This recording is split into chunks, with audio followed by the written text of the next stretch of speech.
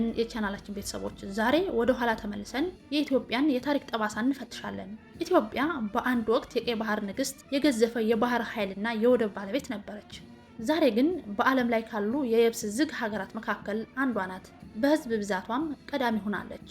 ይህ እንዴት ሊሆን ቻለ? በታሪክ አጋጣሚዎች ውስጥ የተሰሩ ስህተቶች ምንድናቸው? ከአድዋ ድል በኋላ የመጣው የድንበር ውል እስከ 1983ቱ የኤርትራ መገንጠል ድረስ የነበረው ሂደት ምን ይመስላል?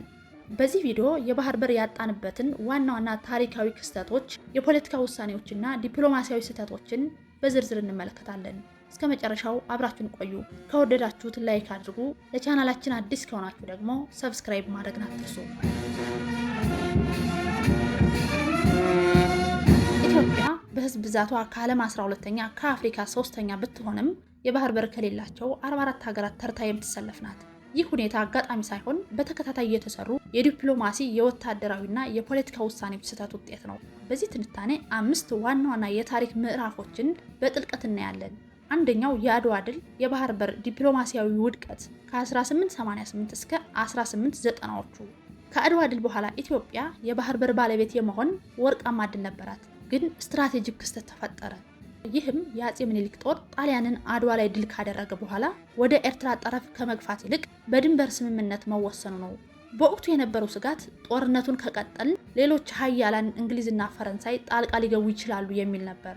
ይሁን እንጂ ጣሊያን በባህር ዳርቻው ላይ እንድትቀር መፍቀዱ ለቀጣዩ የ50 ዓመታት የባህር በር መዘጋት መሰረት ጥሏል። ኢትዮጵያ ጣሊያንን አድዋ ላይ ድል ካደረገች በኋላ የጣሊያን ጦር ተመትቶና ተዳክሞ ወደ ባህር ዳርቻው ምጽዋ ሸሽቶ ነበር። አፄ ምኒልክ ግን ጦራቸው የባህር በሩን እንዲቆጣጠር አላደረጉም። ስህተቱ እንደ ተንታኞች አገላለጽ የጣሊያን ጦር ተዳክሞ ባለበትና ዓለም በአድዋ ድል ተደንቃ በነበረበት ወቅት ወደ ኤርትራ ጠረፍ በመግፋት ኢትዮጵያን የባህር በር ባለቤት ማድረግ ይቻል ነበር፣ ግን አላደረጉም። ምክንያታቸው ደግሞ ጦራቸው ለረጅም ጊዜ በጦርነት ስለቆየና የምግብ እጥረት፣ የከብት እልቂት የነበረበት ወቅት ስለነበር ወደ በረሃማው የኤርትራ ክፍል መግፋት አደገኛ ነው የሚል እሳቤ ስለነበራቸው ነው። የዲፕሎማሲያዊ ስጋትም ነበራቸው።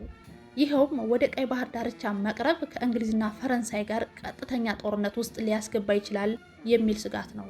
ይህ ውሳኔ ኤርትራ ለ60 ዓመታት ያህል በጣሊያን እጅ እንድትቆይ ማድረጉ በኋላ ለተፈጠረው የመገንጠል ጥያቄና ለወደብ ማጣት የመጀመሪያው ጠንቅ ሆነ። ወታደራዊ ድል ያለ ዲፕሎማሲያዊ የበላይነት ዋጋ የለውም። ሁለተኛ የፌዴሬሽን መፍረስና መዘዙ ነው። ኢትዮጵያ በዲፕሎማሲያዊ ትግል ኤርትራን ከእናት ሀገሯ ጋር ለማዋሃድ ቻለች። የተባበሩት መንግስታት ኤርትራ ከኢትዮጵያ ጋር በፌዴሬሽን እንድትቀላቀል መወሰኑ ኢትዮጵያን የሁለት ወደቦች የምጽዋና አሰብ ባለቤት አደረጋት። ግን አልቀጠለም። ሌላኛው ስትራቴጂካዊ ስህተት ተከተለ ማለት ነው። ይኸውም የፌዴሬሽኑ ስርዓት በሂደት እየላላ ሄዶ ሙሉ በሙሉ እንዲፈርስና ኤርትራ እንደ አንዲት ክፍለ ሀገር እንድትዋሃድ መደረጉ ነው። ይህ ውሳኔ የኤርትራ የነጻነት ታጋዮች የትጥቅ ትግል እንዲጀምሩ ህጋዊና ፖለቲካዊ ምክንያት ሰጣቸው። የባህር በር ጥያቄ ከሀገራዊ አንድነት ጥያቄ ጋር ተደባልቆ የጦርነት ቀጠና ሆነ። ይህ የውስጥ አስተዳደራዊ ስህተት ለውጭ ሉዓላዊነት አደጋ እስከ ማስከተል የዘለቀ ነው። ሶስተኛ የ1983ቱ የሽግግር ወቅት ጠባሳ ነው።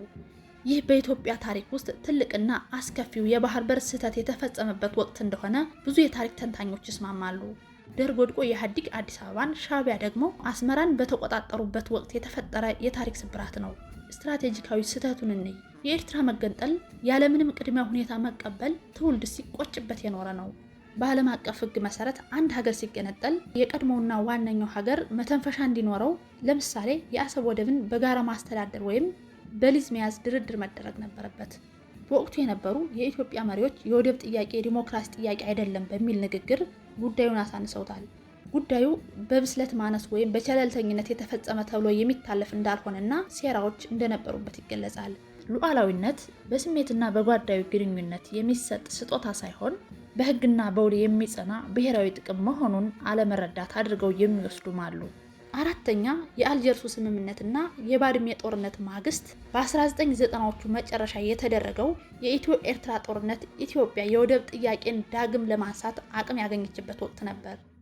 የኢትዮጵያ ጦር እስከ ኤርትራ መሃል ድረስ ዘልቆ በነበረበት ወቅት የስትራቴጂክ ስህተቱ ተከስቶ እናያለን። የኢትዮጵያ ጦር ድል በድል እየሆነ በሄደበት ወቅት የተሰጠው የቀኝ ኋላ ዙር ትዕዛዝ በታሪክ ውስጥ ከፍተኛ ጥያቄ የሚያስነሳ ነጥብ ነው። የኢትዮጵያ ጦር የሻዕቢያን መከላከያ መስመሮች ሰብሮ ብዙ ቦታዎችን ተቆጣጥሮ ነበር። ቦታዎችን ለማስታወስ ያክል ባሬንቱና አቆርደት፣ በምዕራብ ግንባር የኢትዮጵያ ጦር የሻዕቢያን እዝ በመበተን ስትራቴጂካዊ ከተሞችን ተቆጣጥሮ ወደ ኤርትራ እምብርት ገብቶ ነበር። ከሰላና አዲቀይህ በደቡብ ግንባር እስከ መንደፍራ መስመር ጦሩ እስከ አስመራ ደጃፍ ለመድረስ ጥቂት ኪሎ ሜትሮች ብቻ ቀርተውት ነበር። በአሰብ ግንባር ቡሬ መስመር የነበረው ውጊያ እጅግ አስገራሚ ነበር።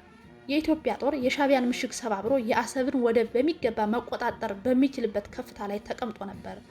በወቅቱ ጦሩ ከአሰብ ከተማና ወደብ የቀረው ርቀት ከ30 እስከ 40 ኪሎ ሜትር ብቻ እንደነበር ወታደራዊ መረጃዎች ያመለክታሉ። አሰብ ከተማ ውስጥ የነበረው የሻዕቢያ አስተዳደርና ጦር ከተማውን ለቆ ለመውጣት እየተዘጋጀ እንደነበር መረጃዎች እየወጡ ነበር። ቀኝ ኋላ ዙር ስህተት የመጣውና የባህር በር ዕድል ያመለጠው እዚህ ጋር ነው። የኢትዮጵያ ጦር አስመራን ለመያዝ ወይም አሰብን ለመቆጣጠር በደቂቃዎች በሚቆጠር ዕድል ላይ ባለበት ወቅት ከአዲስ አበባ ያልተጠበቀ ትዕዛዝ መጣ። ጦርነቱ አብቅቷል፣ የያዛችሁትን ግዛት ለቃችሁ ወደ ኋላ ተመለሱ ተባለ።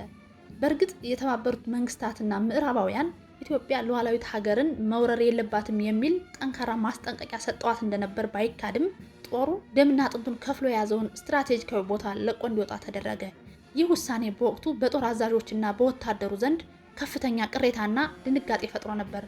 አንድ ጦር 30 ኪሎ ሜትር የቀረውን ወደብ በህግና በዲፕሎማሲ እናገኛለን በሚል ተስፋ ጥሎ ሲመለስ ከ20 ዓመት በላይ ወደብን ለመጠቀም በሌላ ሀገር በጅቡቲ ላይ ጥገኛ መሆን የታሪክ ስላቅ አይደለምን? ይህ ቀኝ ኋላ ዙር የተባለው ትዕዛዝ ለኢትዮጵያ የባህር በር ማጣት የመጨረሻውና ትልቁ ስትራቴጂካዊ ስህተት ተደርጎ ሊወሰድ ይችላል። በአልጀርሱ የሰላም ስምምነት ወቅት የድርድሩ ማዕከል ባድመ የሚባለው ትንሽ የድንበር መንደር እንጂ የባህር በር አልነበረም። ግን ኢትዮጵያ በጦር ሜዳ ያገኘችውን የበላይነት በድርድሩ ጠረጴዛ ላይ ወደ ወደብ ባለቤትነት መለወጥ ትችል ነበር። ይህም ሀገሪቱን ለቀጣዮቹ 20 ዓመታት በላይ ከኤርትራ ወደቦች ጋር ፊት ለፊት ተኳርፋ እንድትኖር አድርጓታል። የእነዚህ ስህተቶች ድምር ውጤት ዛሬ በሀገሪቱ ላይ የሚከተሉትን ጫናዎች ፈጥሯል። አንደኛ፣ የወደብ ኪራይ ጫና። ኢትዮጵያ በየዓመቱ ከ2 ቢሊዮን ዶላር በላይ ለጅቡቲ ወደብ ኪራይና ተያያዥ አገልግሎቶች ትከፍላለች። ይህ ገንዘብ ለሀገር ውስጥ ልማት ሊውል የሚችል ታላቅ ሀብት ነው። ሌላኛው የደህንነት ስጋት ነው። በውጭ ሀገራት ወደብ ላይ ጥገኛ መሆን በጦርነት ወይም በፖለቲካ አለመግባባት ወቅት የሀገሪቱ የገቢና ወጪ ንግድ ሙሉ በሙሉ ለመዘጋት እድል ይሰጣል። ምግብና ዋስትና ደግሞ ሌላኛው ሲሆን ወደ ሀገር ውስጥ የሚገቡ መሰረታዊ ቁሳቁሶች፣ ማዳበሪያ፣ ስንዴ፣ መድኃኒት በወደብ መጨናነቅና በኪራይ ውድነት ምክንያት ለተጠቃሚው በከፍተኛ ዋጋ ይደርሳል።